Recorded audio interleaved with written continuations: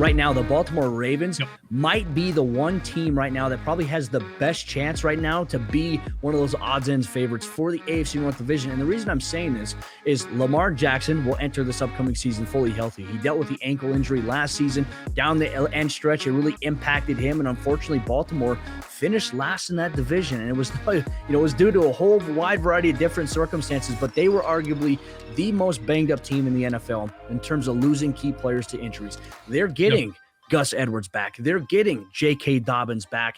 And on the offensive line, they're hoping to stay healthy there. Hollywood Brown, it's a big year for him. Are they going to add more wide receivers outside of just Rashad Bateman and him?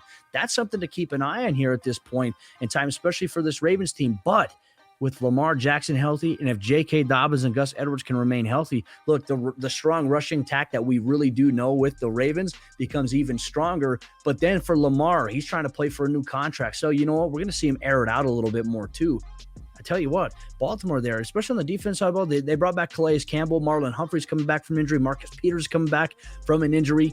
They're trying to find a way to get back because they believe that they can compete for a Super Bowl. And I honestly feel like, hey, the Ravens probably might be the best suited to compete here with the Bengals. And they have a fourth place schedule in 2022 because of how they finished last year. I think the Ravens are honestly the team that if you don't want to go with the Bengals, go with the trendy pick. I think the Ravens are probably the best pick to win the AFC North if you don't want to go with Cincinnati. Cincinnati has so much to prove because what they did last year was they capitalized when teams were at their weakest. You saw a lot of times they were going to get a team with a backup quarterback or some other one that was injured, and they did what you had to do. Your job is supposed to win the games you're supposed to win, and Cincinnati did that. They then go off and have a fantastic offseason addressing the offensive line. You've got a great duo, obviously, with Jamar Chase and Joe Burrow. T. Higgins would be a number one on many other teams, and Tyler Boyd could be a number two for a lot of teams. They get him as their number three right now. You lose C.J. Uzomah, but you bring another tight end in there to kind of help that situation out. You were able to bring back Jesse Bates, at least for the franchise tag. Hopefully, like you said, does get that long-term deal. And then Joe Mixon kind of had one of his better years of his career and really kind of established himself. Kind of, hey, look, this is the elite guy that we always kind of knew him to be. The Bengals had everything go right for them last year. And could that happen again? Absolutely. But the Baltimore Ravens had everything go wrong against them last year between all the injuries, just lack of production at times. For me, the Ravens, we talked about this when we did their free agency breakdown. Like, they just had to get healthy. They had to get healthy, and they need to get younger, especially younger on the defensive side of the football. But health is the biggest one. Not only does Lamar Jackson need to stay healthy, but you've got J.K. Dobbins back. You have Gus Edwards back. So I actually wouldn't be surprised if we see them moving back towards the heavy rushing style that they did for like the three previous years aside last year. Last year, we saw them move towards the passing game, right? I believe they were 13th last year in passing play percentage. Part of that was because not only did Lamar Jackson get hurt for a little bit of time, but that you had no one you could rely on in the backfield. At one point, you were trusting Devontae Freeman, Tyson Williams, even Le'Veon Bell at one point was on this team. That was the guys you were trusting in the backfield. That would be a totally different scenario if you still have J.K. Dobbins back there, who led the league in yards per carry in his very first year in the NFL. That was also when they had the same committee going with Gus Edwards. Going into last year, had 3 straight years of over 130 plus carries, 700 plus yards. He's a phenomenal number two.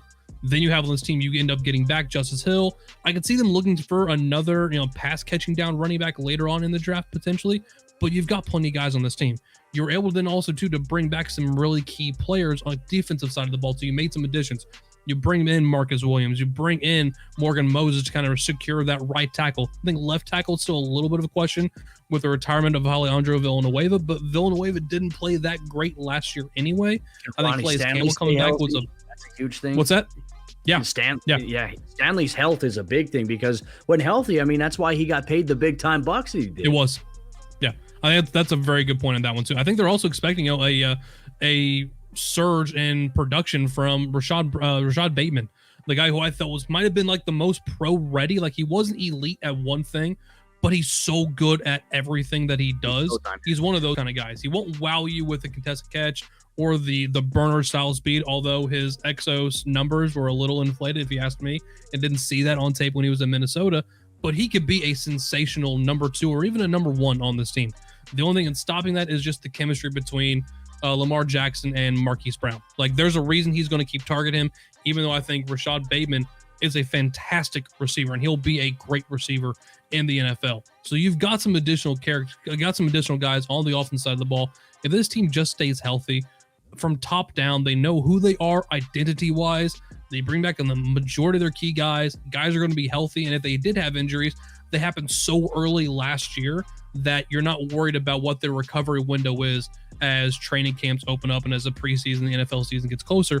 The timing worked out really well for the Ravens. If you're going to have any of these injuries, do it early rather than do it late. So for me, look, the Baltimore Ravens, if I said, if you don't want to go with the Cincinnati Bengals, I think the Ravens would be the favorite pick to win the NFC North. When you also take a look too, Mark Andrews, one of the most elusive athletic weapons at the tight end position, one of Lamar Jackson's favorite targets. He's back in the mix as well.